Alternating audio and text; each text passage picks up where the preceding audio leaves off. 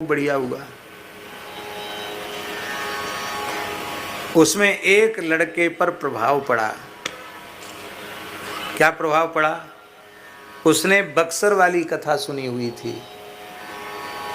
तब ये YouTube का जमाना भी नहीं था। प्रत्यक्ष कथा सुनी थी बक्सर की। और जब नागा बाबा ठाकुरवाड़ी में कथा हुई 1 साल बाद, तो 1 साल में ही उस बच्चे में इतना परिवर्तन आया, हम आपको क्या बतावें। इतना विलक्षण परिवर्तन उस बच्चे में आया कि हम तो पता नहीं था कि ये कहाँ का लड़का है, कौन है, कैसा है। तो एक दिन हम कथा के बाद, चौथा 5वां दिन था, हम जा रहे थे ऊपर निवास की तरफ। तो बच्चा पीछे पीछे दौड़ा, बोले महाराज मैं आपसे मिल नहीं पा रहा हूँ, मुझे बहुत जरूरी आपसे मिलना है। तो आश्रम के व्यवस्थापक बोले कि अरे रे लड़का बड़ा खतरनाक है, बहुत रोता है, ये यहाँ था, इसको हमने कहा भैया दूसरी जगह रहो, यहाँ मत मरो। क्यों? बोले ये काफ़ी दिन हो गए इसने खाया पिया नहीं,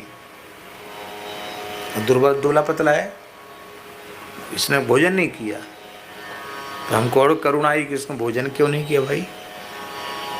तो मैं कि चलो कोई बात नहीं, चलो मेरे पास साथ चलो।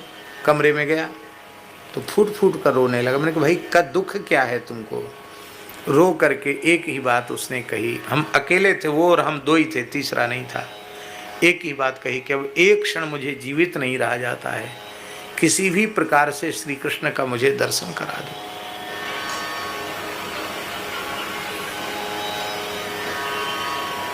कहाँ के हो भाई? बोले पटना के आसपास कोई गांव का नाम बताया। वहाँ कहूँ पढ़े लिखे हो? बोले हाँ हमने नौकरी छोड़ दी है। नौकरी कहाँ? बोले सरकारी, जो वो सरकारी होटल होते हैं ना, सरकारी होटल क्या कहते हैं उसको? गेस्ट हाउस, सर्किट हाउस कहते क्या कहते, उसमें मैनेजर के पद पर था वो, शिमला में।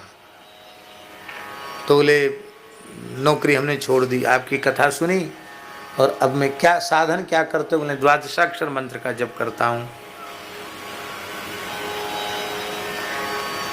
नौकरी छोड़ दी है। विवाह? बोले अभी विवाह नहीं किया, पिताजी पीछे पड़े।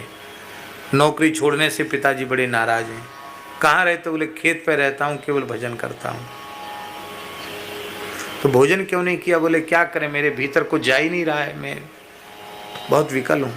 मैंने कहा भाई तुम्हारे विरह को, विकलता को देख के हमें इतनी करुणा आ रही है कि हमारी सामर्थ्य होती तो तुम्हारी गोद में श्री कृष्ण को बिठा देते। पर मैं इतना कहता हूँ तुम हठ मत करो, भोजन करो। बड़ा आग्रह किया तो बोले हमको कंठी दे दो, तुलसी पहनने की बड़ी मन में तुलसी दे दिया। फिर दूसरे दिन मैंने उसको बुलाया, कथा तो पूरी हो गई थी, तो मैंने हठ पूर्वक उसको कहा कि नहीं कुछ खाना पड़ेगा। बोले आपने जो खाया उसमें से 1 कण हमको दे दो। तो कढ़ी बनी थी, त्यागी जी भी थे उस कथा में, तो कढ़ी बनी थी, तो कढ़ी भात उसने हमारे खाए हुए से थोड़ा बचा, थोड़ा सा लिया। इसके बाद हम पहुंचे वृंदावन। स्वामी जी सत्य घटना सुना रहे, सत्संग का प्रभाव। तो 1.5-2 महीने बाद वो बच्चा फिर वृंदावन में और कमजोर। मैंने कहा भाई बात क्या हो गई? बोले अब मैं पिताजी से पूछ के, बोले हाँ पूछ के आया हूँ आपके पास, बिहारी जी चलो दर्शन कर लो। नहीं नहीं, हमको तो बोलते चालते ठाकुर जी चाहिए, हमसे बात करें और रो रो के कहे, हमारे आंसू पहुँचे वो बिहारी जी चाहिए। ऐसे नहीं चाहिए जिनको हमको रोते देख के दया नहीं आ रही है, ऐसे ठाकुर जी नहीं चाहिए।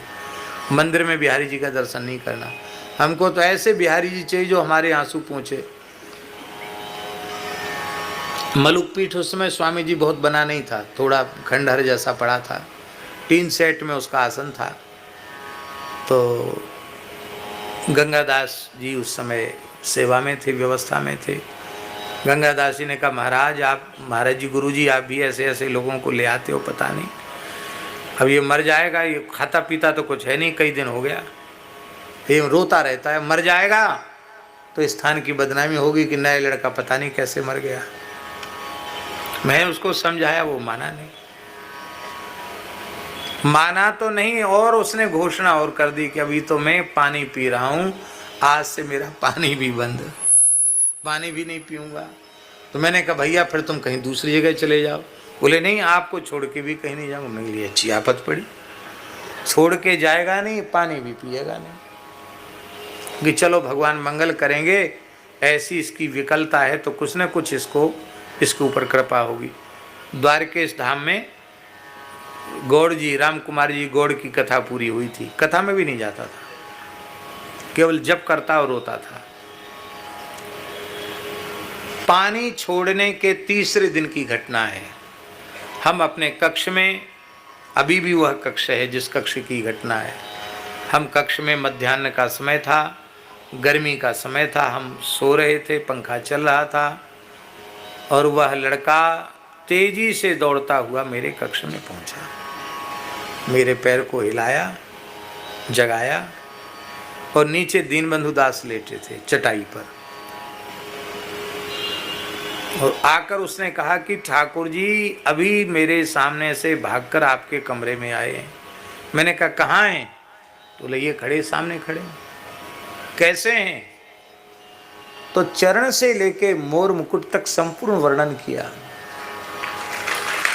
कहा ठाकुर जी क्या कह रहे हैं?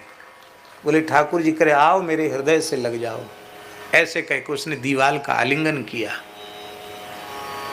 मुझे कुछ नहीं दिखा, मुझे ठाकुर जी नहीं दिखे, पर उसके स्वरूप को देखकर, उसकी विह्वलता को देख के लग रहा था कि इसको दर्शन हो रहा है।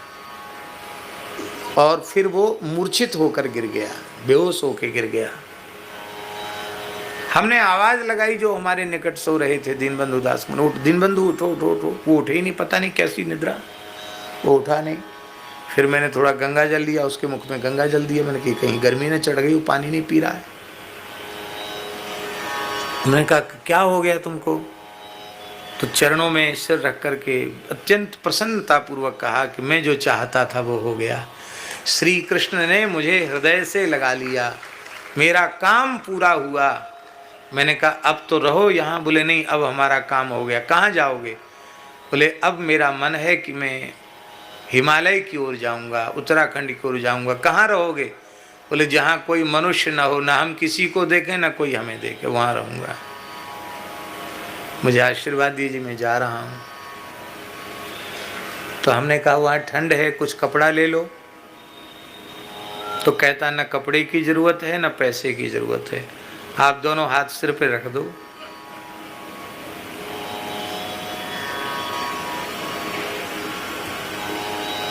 और प्रणाम करके चला गया। आज तक लौट के नहीं दिखाई पड़ा, पता नहीं जीवित भी है कि नहीं।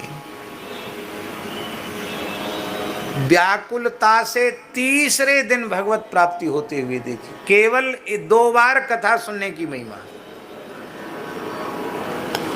हाँ, ये जरूर है कि उसका कोई जन्मांतरीय संस्कार होगा, पूर्व जन्म की साधना होगी। तो ऐसा ही कोई एक भाग्यशाली जीव ईमानदारी से भजन में लग जाए, उसके लिए इतना श्रम कर रहा हूं।